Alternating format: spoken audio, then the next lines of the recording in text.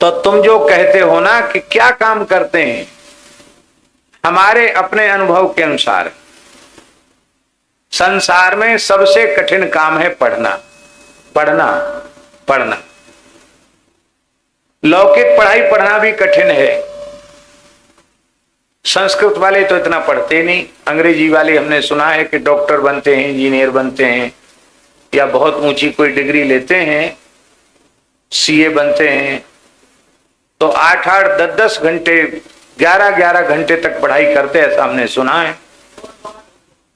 16-16 घंटे लो, बाबा बोल रहे हैं 16-16 घंटे।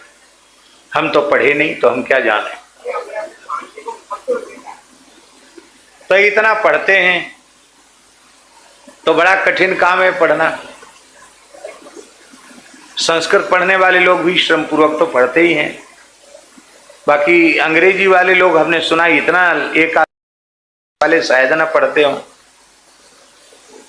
हम तो कभी पढ़े नहीं। हम तो गुरुजनों की कृपा से जो उन्होंने सुनाया उसको एक बार सुनकर ही धारण किया, और ऐसी कृपा गुरुजनों की कि जो हमने पढ़ा उसको हम दूसरे को पढ़ा सकते हैं। ताली बजाने की जरूरत नहीं है, बस ठीक से उसको सुना तो दूसरे को हम पढ़ा सकते हैं। अब बहुत समय से ग्रंथ नहीं देखे तो थोड़ा ग्रंथ देखना पड़ेगा, नहीं पहले बिना देखे पढ़ाते थे। तो सबसे कठिन काम है पढ़ना, और पढ़ने से भी लाख गुना कठिन काम है भजन करना। सबसे कठिन काम पढ़ना है, और पढ़ने से भी लाख गुना कठिन है भजन करना। भजन क्यों नहीं बनता है? संत मलुकदास जी का एक बड़ा सुंदर पद है, बहुत प्यारा पद है। अब हम उस पद को आपको सुना देते हैं। पूज्य बक्सर वाले मामा जी उस पद से बड़ा प्रेम करते थे, और वो पद कई प्रसंगों में गाते थे। वो उनकी वाणी से बहुत ही अच्छा लगता था वो पद।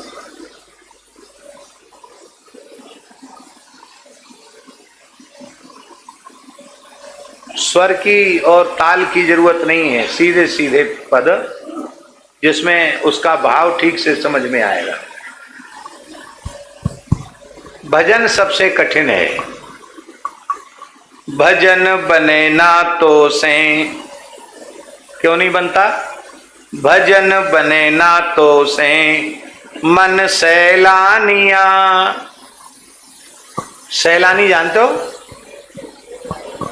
यात्री, घुमक्कड़। मन तेरा घुमक्कड़ है, भटकने वाला है, सैलानी, पर्यटक। भजन बने ना तो से मन सैलानिया। मन कभी रूप में, कभी रस में, कभी गंध में, कभी शब्द में, कभी स्पर्श में भटक रहा है।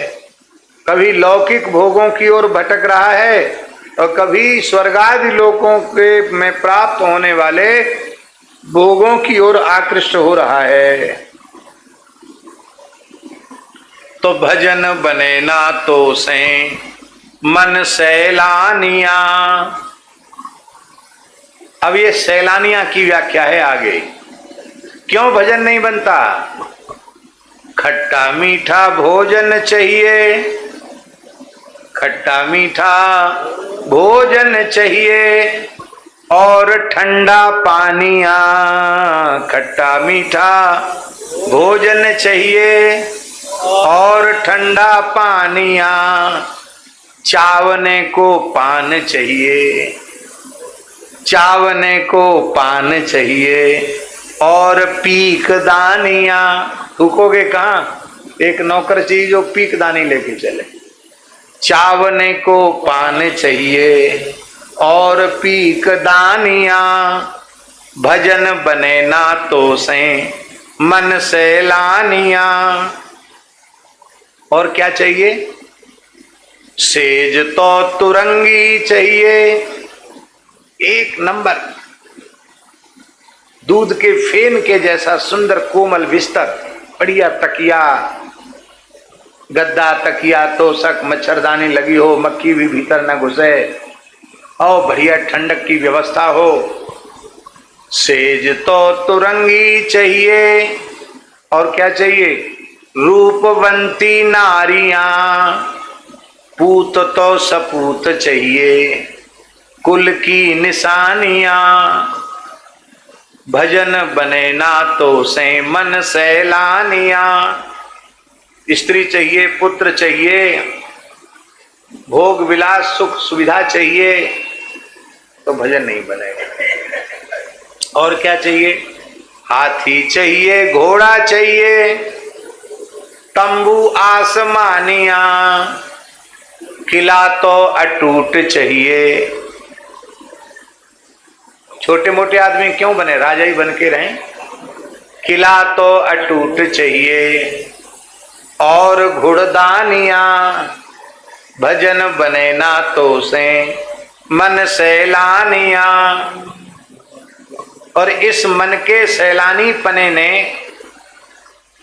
विषयों में भटकने वाले इस मन के कारण बालापन बीत गयो, बालापन बीत गयो, बीती है जवानियां। बालापन बीत गयो, बीती है जवानियां, बैरी बुढ़ापा आयो, बैरी बुढ़ापा आयो, लागी खेचा तानिया। बुढ़ापे में खेचा तानी क्या?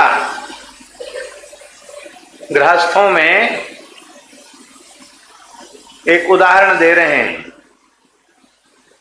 मान लो किसी के 2 पुत्र हैं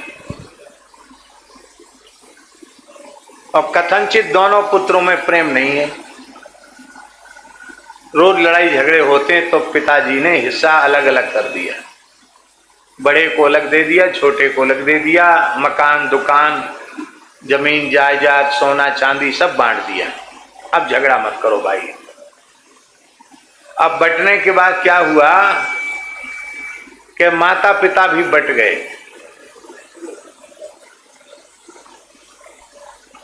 बड़े ने कहा, पिताजी का प्रेम बड़े के प्रति ज्यादा।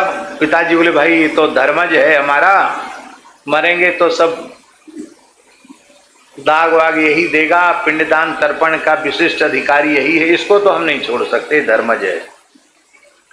मैया बोली हम छोटे को नहीं छोड़ सकते, हमारा आखिरी पेट पहुंचा है, पेट पहुंच के आया है, आखिरी संतान है, इससे हमारी बड़ी ममता है, हम इसको नहीं छोड़ सकते। तो जिन्होंने मंडप के नीचे अग्नि की साक्षी में साथ साथ रहने की शपथ ली थी, वो लगी खेचा तानिया। भाई भाई का हिस्सा बांट हुआ, बाप बड़े के हिस्से में चला गया, मैया छोटे के हिस्से में चली गई।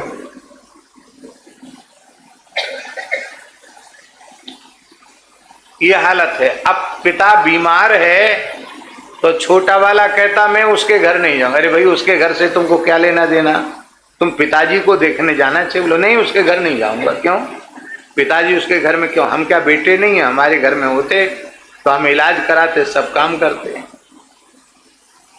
माँ बीमार है, बड़ा कहता नहीं मैं उसके घर नहीं जाऊंगा।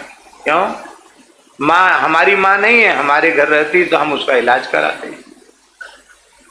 बैठी बैरी बुढ़ापा आयो, लागी खेचा तानिया, भजन बने ना तो से मन सैलानिया। तो भजन क्यों नहीं बनता? कहत मलूक दास, कहत मलूक दास, छोड़ दे पराई आस। शरीर संसार की जगत की आशा छोड़ दे।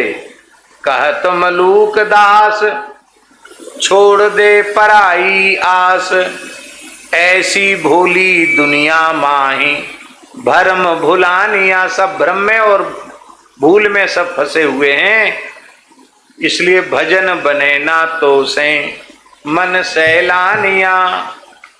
यही कारण है कि भजन नहीं बनता। और जिनको भजन बनता है उनका मन कहाँ घूमता है? उनका मन कभी नाम में, कभी रूप में, कभी लीला में, कभी धाम में, और कभी नाम रूप लीला धाम में अनुराग करने वाले संतों में उनका मन घूमता रहता है।